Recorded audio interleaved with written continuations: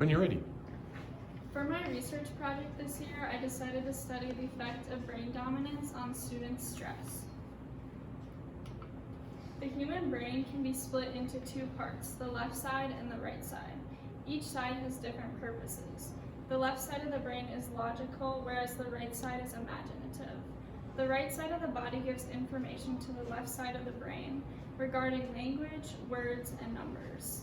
The left side gives the right side of the body information regarding recognition and creativity.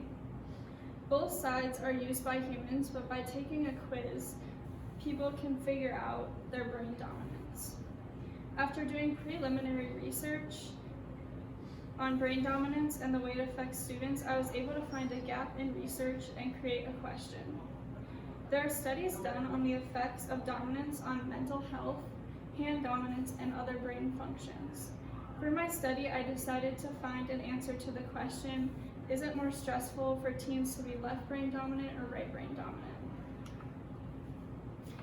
Here's a closer look at the functions of each side of the brain. The left side is responsible for logic, analyzing, speech, memorization, and sequencing. The right side is responsible for intuition, synthesis, drawing, imagination, and emotions.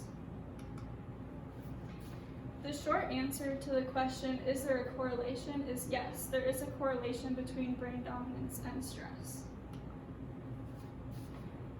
So for some background knowledge, correlation between hand dominance, IQ, and depression with different sides of the brains have been previously studied.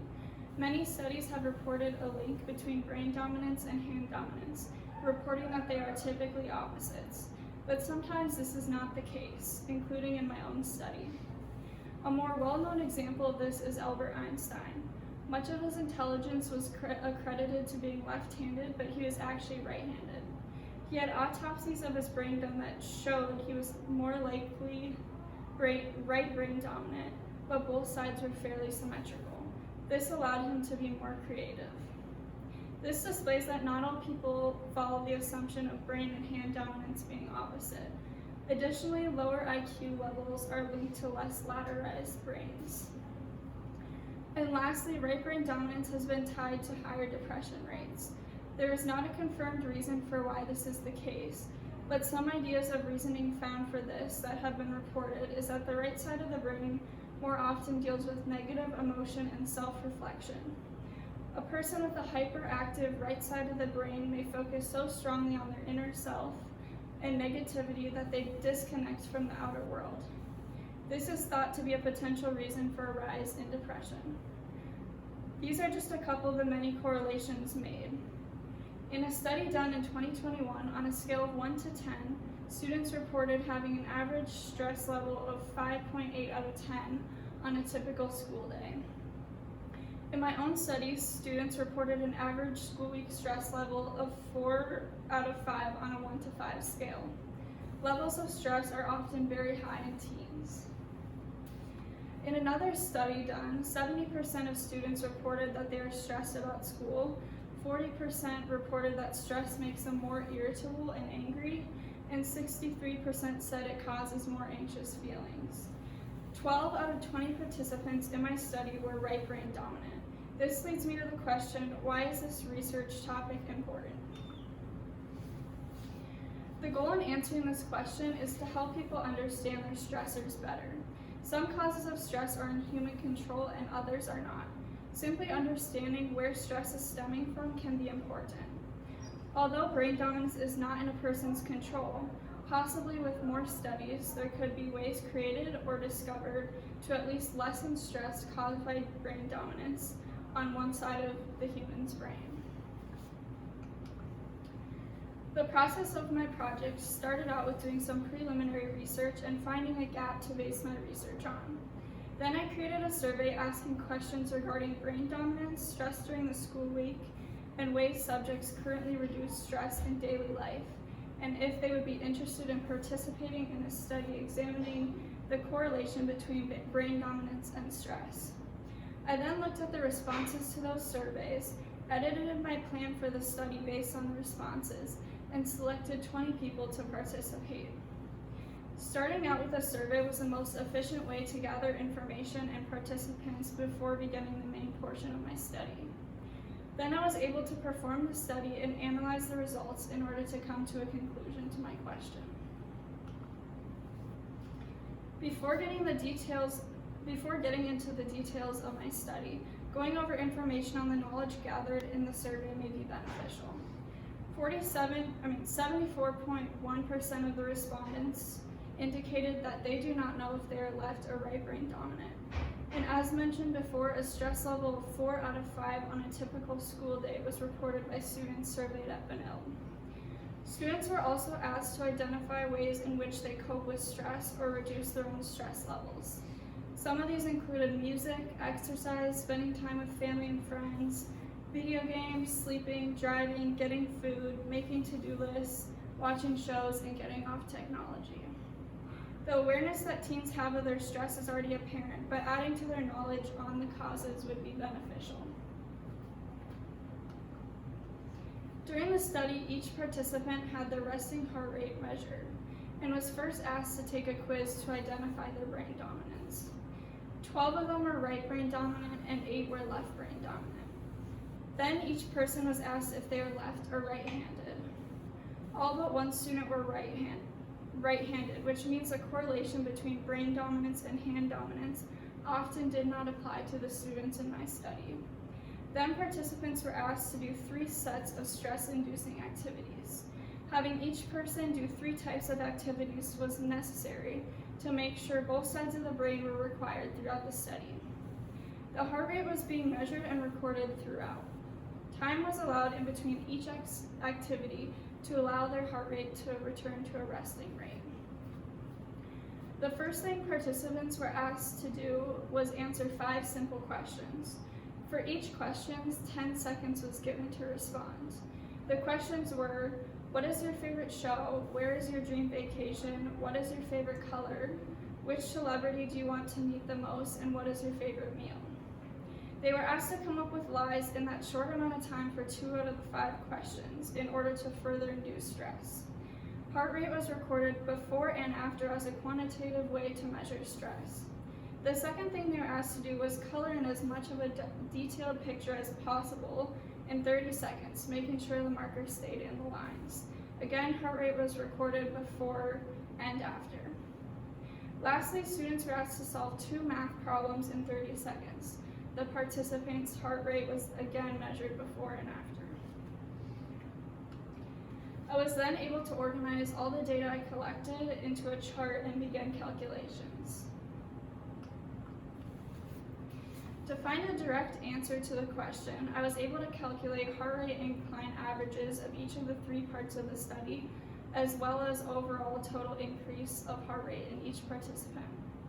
Both qualitative data like feelings and quantitative data like numbers were used to come to a final conclusion, but the averages calculated were the main factors that I considered. The averages of each of these are displayed in this chart. For the time questions, it was more stressful for right brain students, with an average increase of 9.6 beats per minute. When coloring the picture in a short amount of time, heart rate increased more in left brain participants, with an average increase of 11.5 beats per minute. With the time math problems, it was most stressful for right brain people, with an average increase of 13.25 beats per minute. This was the highest average increase of all 3 parts. Additionally, the average heart rate increase total was higher in right brain students.